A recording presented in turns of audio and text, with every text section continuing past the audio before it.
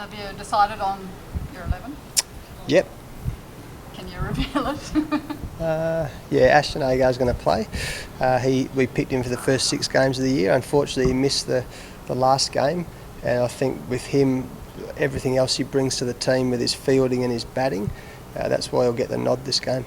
What about Coulter-Nile? How's his injury going? No, Coulter-Nile's out. He's certainly not available for this game, and he should be right though. And he did a little bit of running today, but he'll be out for this game. It should be right for the 2020s in South Africa. So I'm assuming Berry's the one that.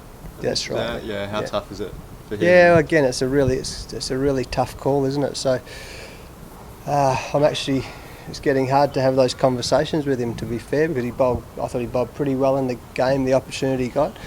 He might not have necessarily thought he was going to get that opportunity, but because of circumstances he did a good job in a winning team. But we just feel that if we remain consistent in this case, unfortunately he'll be 12th man. Just, are you expecting Ashton to be pretty motivated coming back from a suspension? Oh, most definitely, and he hasn't played, and he didn't play all the big bash as well, so he's been working very hard and he's really looking forward. He's pumped about playing, so he's a really good young bloke. We know that 6 months ago he was playing Test cricket, and he's a very, very talented young player. He's working hard, so hopefully that combination of talent and his work ethic will give him a good game this game. How's his mindset? He's had a few setbacks this summer. Yeah, look, Ashton's going through this wonderful but horrible journey of being a professional sportsman, and I can sympathise with him. I've been through it. Marcus North and I were laughing about it last night, that young guys like Cameron Bancroft and Ashton Agar, Joel Paris, some of these young kids, it's a really tough business we're in, and his mindset's getting better. He'll be stronger for the experience. And the context of the match itself, it's a massive match, isn't it? Yeah, it's a huge game, this game, for us. I mean, they all are. I mean, every Sheffield Shield, I think we say everyone's a must-win game. It doesn't matter if you got 20 points or 2 points, they're all must-win games, because you learn, you'd much rather get in that winning feeling and teach the young guys how to win. That's what's been most pleasing of the whole summer, really, that in the Big Bash and in the Sheffield Shield, we're not necessarily playing our best cricket, but we're fighting and scrapping and learning how to win. So for the short term and the long term, that's a really positive thing. And I read some quotes about Whiteman, your thoughts that he could replace Haddon eventually. You worried that might put a little bit of pressure on him? No, not at all. I mean, I'm sure the reality is you play Shield cricket, you play Big Bash cricket, you play Ryobi Cup cricket. What you're trying to do is be the next guy in line to play for Australia, and that's whether you're 21 years old or 30 years old. Everyone at this level should be aspiring to play for Australia. So I think he's a really talented player. He's putting performances on the board, and that's all we can ask from him. He's got a fantastic temperament. So last game, not only did he bat well, but he took 7 catches and a stumping. People often forget that, but that's what he's employed to do, wicket keep. I think he's a fantastic young cricketer, good temperament. I also know that playing for Australia is all about timing. There might not be an opportunity for 5 years for him. There might be an opportunity in 5 weeks, who knows. But I think he's a very good talent, and when the time's right, he would certainly be a very good choice to play for Australia. You are only 4 points behind, but can you break the drought and win the Shield? $1 million question, isn't it? I'm not sure. All I know is, I've said it all along, I've got no idea what's going to happen this game. I've got no idea what's going to happen the next 3 games. All I know is we're very well prepared. We take confidence out of the last game. We take confidence out of the season. We'll take some momentum out of the BBL. So we'll just keep preparing well, and we know New South Wales are a good team. We'll just keep preparing well, and we'll see what happens at the end of the season. There's a lot of young guys in the squad. A pressure game like this, how vital is this for their learning curve, I suppose, just to experience this? Yeah, they all are. It's nice to have Adam Voges and Michael Hogan and Marcus North, of course. They're doing a great job, those senior players. I'd like to have a few more really senior players to have a serious push at the Sheffield Shield, but we've got what we've got, and these kids are the best players we've got in Western Australia at the moment. And they're showing. The thing I admire most is, I keep saying, they just keep fighting and they keep learning how to win, and we're not necessarily playing great, but we seem to get over the line. So whether they're young or old, we've got to keep doing that.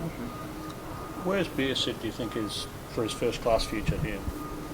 Well, again, my view on this for this game was that we've decided to pick Ashton Agar for the last 10 or 11 Shield games. So he's got to wrestle that spot off him. And I know he's determined. I know he's ticking boxes in almost all areas. So he's got to wrestle it off him. Either Ashton Agar's got to lose form, or Berry's got to be so good we can't ignore him. So the competition's on.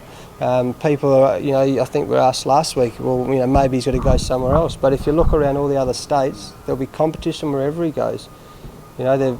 Every single state, there's plenty of spin bowling talent around the place. So, I like to hope that Berry, as he's been doing and continue to do, is keep pushing so hard that he's too hard for us to ignore. Do you anticipate he'll be here next year? Yeah, I anticipate he'll be here next year, yeah. He's got a year, I think, hasn't he? No. But he'll certainly be offered a contract in Western Australia. We like so much about him. Unfortunately, like a wicketkeeper, there's usually only, and particularly at the WACA, there's only one spinner in every team. So that's a tough call on spin bowlers, it's a tough call on wicket keepers, but it is what it is. So I definitely hope Michael B is here for the next 5 years. JR, we never let you go without talking about the Aussies. What are your thoughts on Doolan and Marsh's performance? Well, runs speak volumes, don't they? I thought Shaun Marsh was fantastic. I thought the way he played. What I really admired about his innings was he was under so much pressure. They were 3 or 4 down, and it was doing a lot. We saw that throughout the game. So hopefully that's a breakthrough innings for Shaun Marsh, because not only did he show us what talent he's got, but he got it under massive pressure. And I thought Doolan did a good job as well. So again, on a tough wicket, batting number 3, he'll take great confidence out of that. So whatever way, it's a huge positive for Australian cricket. The two blokes come in and they do a good job. One got 100, one got 89, I think. Shaun Marsh and Doolan, there'll be a lot of happy faces around the Australian selection camp that there's competition like we've got in West Australia at the moment. What would you do for the third test? It's like Watson won't play the second, but if he's fit for the third, nice problem to have? Yeah, nice problem to have. It's a bit like Michael Beer not playing this game. It's a nice problem to have. He's such a good senior bowler, not quite in the first 11.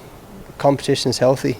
And I think it'll be good for everyone in Australian cricket if everyone has to earn the right. I've said it for years. You should reward performance, and the guys who are performing the best should get selected. So, a good problem to have. And just everyone talking about Mitchell Johnson lately. What's the quickest delivery you ever faced, and perhaps hit you in the head?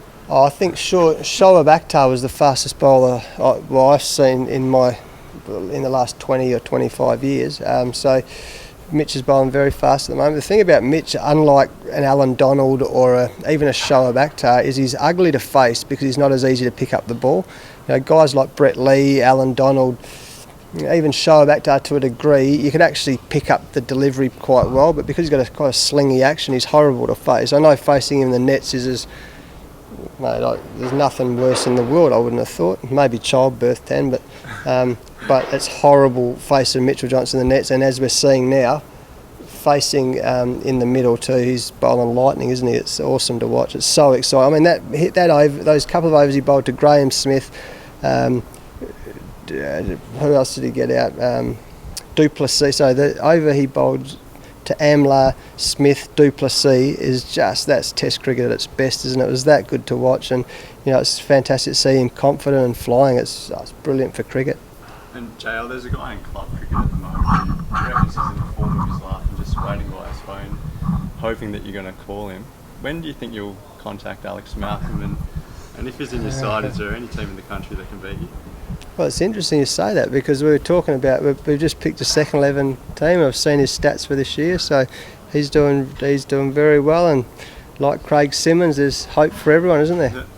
So 28 years old. Do you think that he's hitting his prime at the moment? Yeah, Craig Simmons is 31, and he was the talk of the town, wasn't he? So I think if everyone keep putting Alex Malcolm included, it's hard to ignore good performances, isn't it? Yeah. Just quickly, what do you make of the wicket decks since there's been a change in curator? What do you think of the change? I think the wickets we've been playing on this year have been brilliant, absolutely brilliant. For the last wicket was the first time we maybe thought about bowling first. The rest we have looked to bat first. I imagine in the morning we'll probably look to bat on it. That's always a sign of a really good wicket. So generally you bowl first here. like the gather. That's been the trend, but we're looking to bat first. And we've seen we've got the result wickets.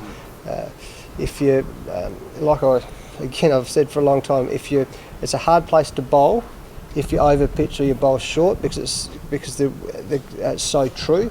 If you hit the good length, it's a bowler's paradise, and it's the same for batting. It's very hard to bat on if bowlers, like we saw with Hilfenhaus and Butterworth last week. Very hard to score. Sayers a few weeks ago. But if you hit your length, if they miss their length, it's a great place to bat. So it's the WACA to me looks in great shape at the moment.